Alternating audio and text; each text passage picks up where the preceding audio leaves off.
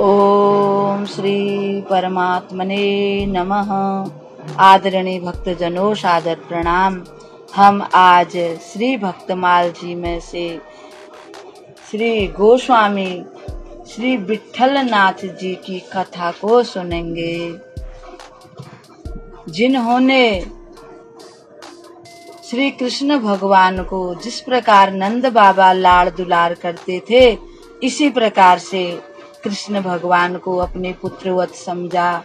और उनके समय में कहते हैं कि इतना ऐश्वर्य था, इतने धन संपत्ति से गोकुल भरा हुआ था, सब लोग इतने संपन्न थे, जिस प्रकार से द्वापर युग में गोकुल में ऐश्वर्य था।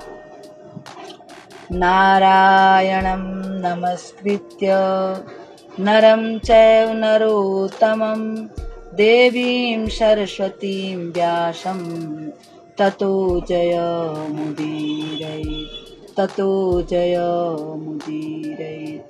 जय गणेश गिरिजासुवन मंगल मूल सुजान, विनय करें सुर नर मुनि देहु अभय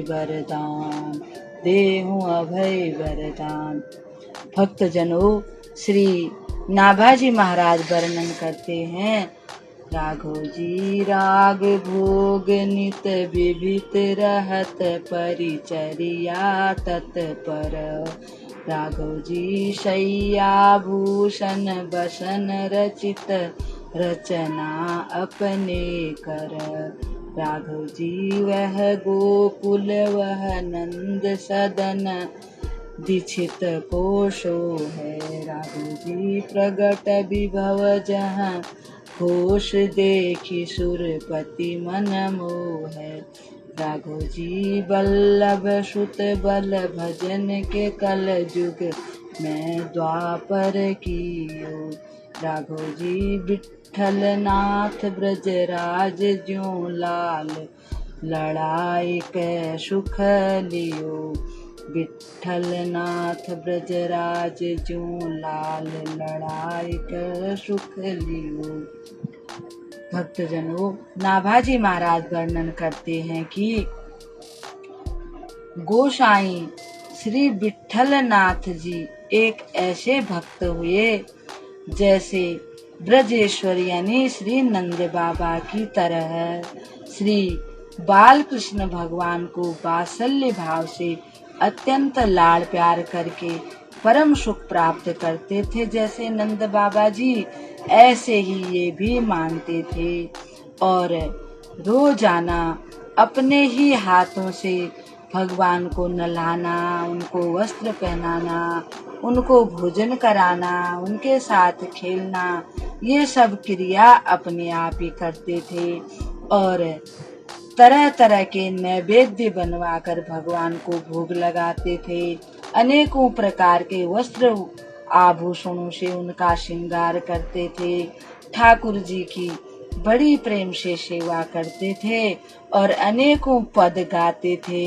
अनेकों भजन कीर्तन उनके सामने करके बड़ा सुख मानते थे और उनके लिए शैया भी यानी कि बिस्तरा भी अपने आप ही लगाते थे। समस्त सेवा वे खुद ही करते थे। द्वापर युग में श्री गोकुल एवं श्री नंद बाबा के महल की जो शोभा थी, वह शोभा श्री विट्ठल नाथ जी के समय में भी श्री गोकुल के भवनों में थी। जिस प्रकार द्वापर युग में श्री गोकुल के गोप का ऐश्वर्य देखकर देवराज इंद्र मोहित हो जाते थे, उसी प्रकार का वैभव श्री विट्ठल नाथ जी के समय में भी गोकुल में था। ऐसा नाभाजी महाराज वर्णन करते हैं।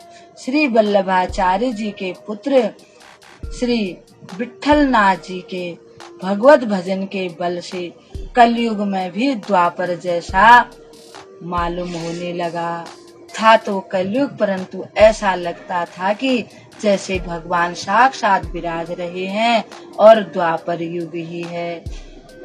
श्री गोसाई विट्ठल नाथ महाप्रभु वल्लभाचार्य के द्वितीय पुत्र थे। उनका जन्म संवत 1572 विक्रमी में काशी के निकट चरणाट यानी चुनार में हुआ। उनके पिता श्री वल्लभ नवजात शिशु को अपने पूर्व निवास स्थान यानी कि अड़ेल ले आए। वहां ला करके उन्होंने उनके जात कर्म संस्कार, नामकरण संस्कार, यज्ञोपवीत यानी कि जो संस्कार होते हैं वे सारे संस्कार कराए। भाग्यशाली विट्ठल के प्राकट्य पर महाकवि सूरदास जी ने मंगल गीत गाए थे। गोकुल में नंद महोत्सव मनाया गया था। कलयुग के जीवों के उद्धार और संतों के प्रति उनका बड़ा विशेष भाव था। संतों की सेवा करते थे। जो आम आदमी होते थे उनको भगवान की महिमा का वर्णन करके उनका कल्याण करते थे। उनके जीवन का अधिकांश समय गोवर्धन और गोकुल में बीता।